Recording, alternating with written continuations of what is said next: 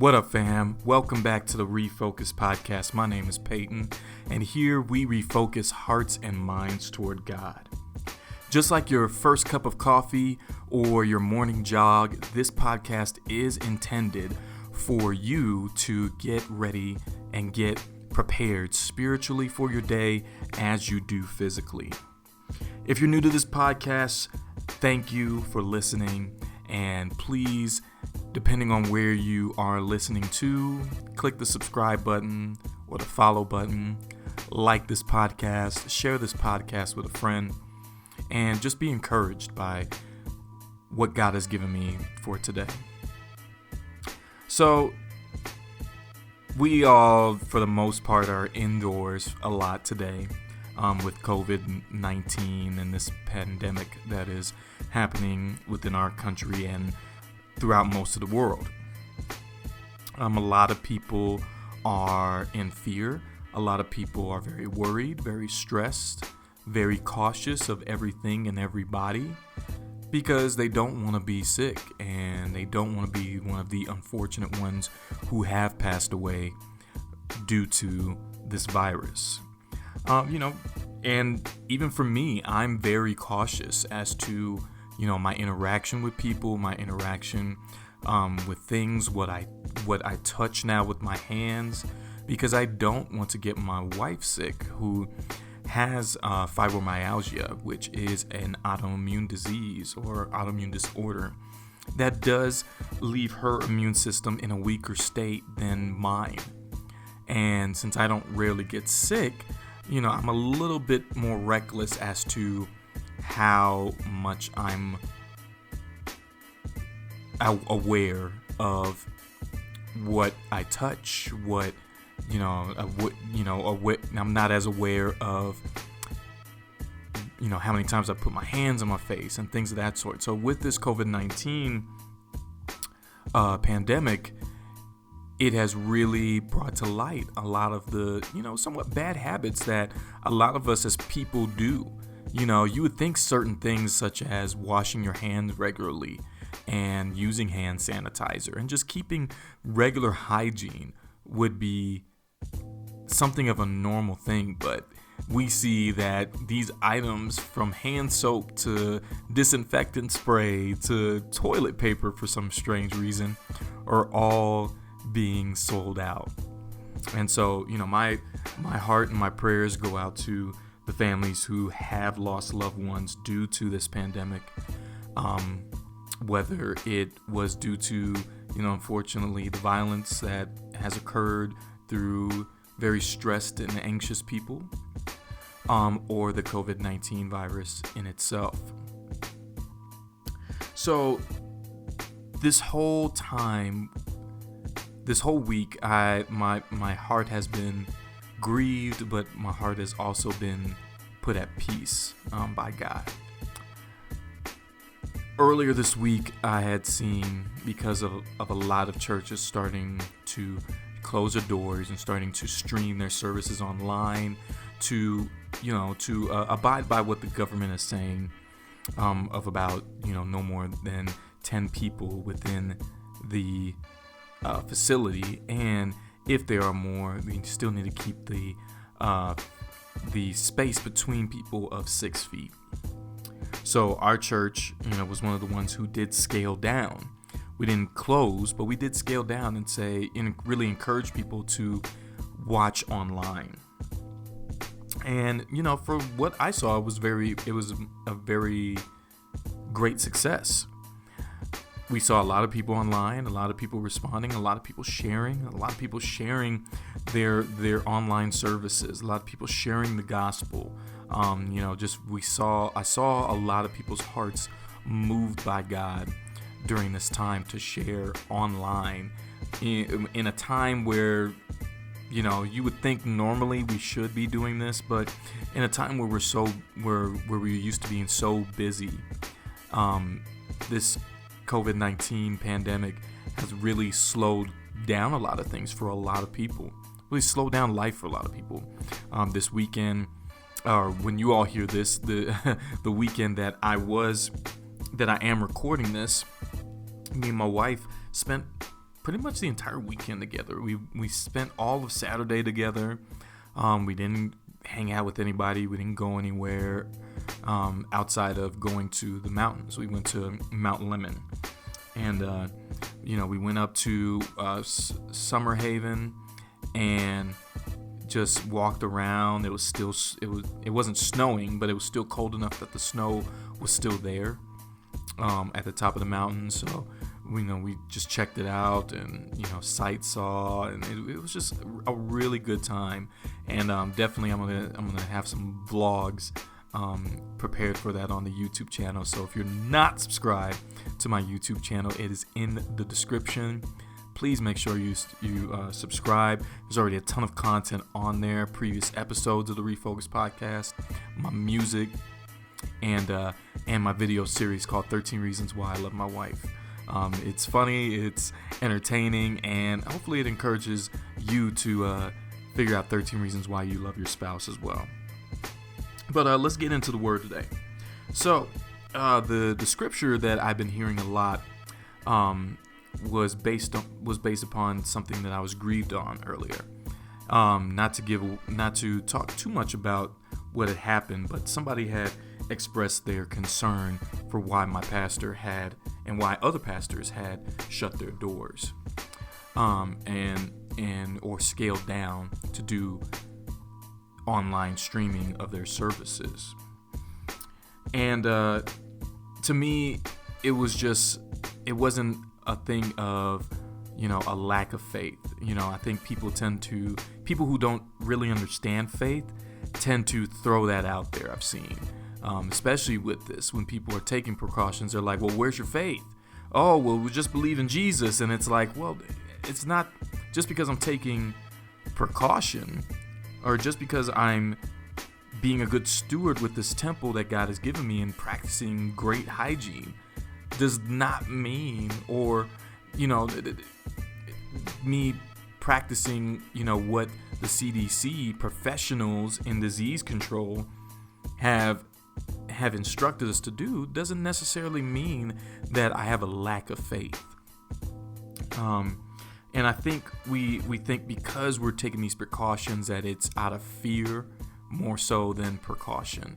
And so this scripture, this was also spoken at our Sunday service, but I've also heard a lot of other people go to the scriptures. Very, very pretty famous scripture within the Bible in 2 Timothy 1:7. Says, "For God gave us a spirit not of fear, but of power and love and self-control." Some versions say sound mind. And so when we use self-control, we're looking at the scripture. God has not given us a spirit of fear.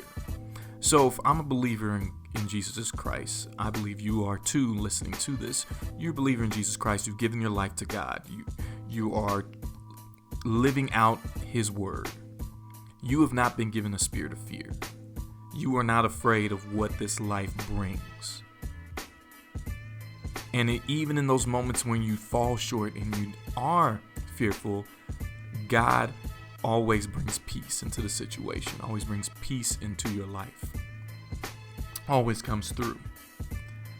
So if he's not giving us a spirit of fear, but of power, love, and sound mind, let's focus on that last word, sound mind or self-control. Whether it's sound mind or self-control, that always links closely with wisdom. We tend to kind of skip this and say, well, self-control just meaning, don't fall into temptation. Okay, but also with sound mind comes you foresee things and you make wise decisions so you don't fall into temptation. So you can practice self-control. If you're a person who, struggles with eating, gluttony, you make a wise decision to implement certain practices so you don't eat too much. Or depending on, if you're trying to lose weight, what you eat. So you purposefully buy things that are more healthy so you can eat those instead of buying the unhealthy things. Soda is a huge thing when you're trying to lose weight, when you're trying to be healthy. Everybody says, cut out soda, cut out the soda, cut out the soda all the time. So what do? You buy juice, you buy, other beverages that aren't as harmful as a Coca-Cola or Pepsi or Sprite or anything of that sort. And yeah, it's a little bit more money in your pocket, but it could be an easy way to curb that urge to not drink soda. But it's a wise decision on your part. It's not fear that you're going to have bad health or have diabetes or have any of these things. You're taking a precaution and making a wise decision and saying, hey, I'm not going to fall into this trap because I know I really love soda. So I'm going to purposely buy things that are more healthy to drink, but can still be sweet like soda to curb that urge. It's the same thing here. I'm taking precautions for my health. And even in my case, I'm taking precautions for my health and for my wife's health. I may be perfectly fine throughout this whole pandemic, but I would feel very guilty if I brought it into our house and my wife got sick. So I take the necessary precautions to stay healthy. I take necessary precautions to have good hygiene. Yeah, it sucks because me washing my hands a lot more than I usually would. I realize I have to carry lotion around because my hands get dry. If y'all know, especially with black folk, we get ashy super quick. So we gotta make sure we lotioned up. I'm just playing. But real talk, like, these are the things that I do. I make sure that I have hand sanitizer. I make sure that I'm the one washing my clothes. I take the precautions necessary to ensure the safety of not only myself but my wife. And the funny thing is that caution doesn't even result to fear. It's not even linked to fear. Caution is just, in its definition, is care taken to avoid danger or mistakes. So it's not even necessarily that it has to be care taken for danger, just care taken for mistakes. I don't want to make a mistake and possibly be carrying a disease around to my wife simply because I went to the store and I might have been fine, but I might still be carrying it. So these are things that it's not a matter of fear. It's not a matter of a lack of faith. It's a matter of taking care and making wise decisions to ensure what God has already promised. We already know that it's not God's will for disease. And if you believe that, please stop. It's never been God's will for you to be sick or for people to be sick. It's always been God's will for us to be whole, completely, spirit, soul, and body. It's God's will to heal. He does not want us going through this. But in a world that has fallen, in a world where we have things such as sickness and disease, we have to do things like take care of ourselves. Which is why we take the necessary precautions. Has nothing to do with a lack of faith or fear. And I encourage those who are fearful that, this is nothing to be afraid of. Be cautious, be aware, be alert, be informed. But this too will pass. We've had humanity as a whole, and just this generation over the past 50 years, we've been through a lot. I think I can remember from my middle school years learning about anthrax and how paranoid people were to get that in their mail. SARS, which is very close to what COVID-19 is. Ebola, which is worse than COVID-19, but still, we as humanity have survived through that, and I believe it's due to God's sovereignty that we have. So be encouraged that God is there. Be encouraged that God is still sovereign, that Jesus is still the firstborn of all creation, and that all creation, all life is maintained through him. Understand and be rest assured that we are maintained through him. And don't be fearful, for we don't have a spirit of fear. We are not made to fear, but we have a spirit of power, love, and sound mind. We know the power of God. We can call upon the power of God in our situations to bring peace. And then it is up to us as being servants of God and as being good stewards of these bodies that we have and this life that we have, to be careful and to live it to the fullest, to be healthy, to be cautious, to be wise. So thanks for listening.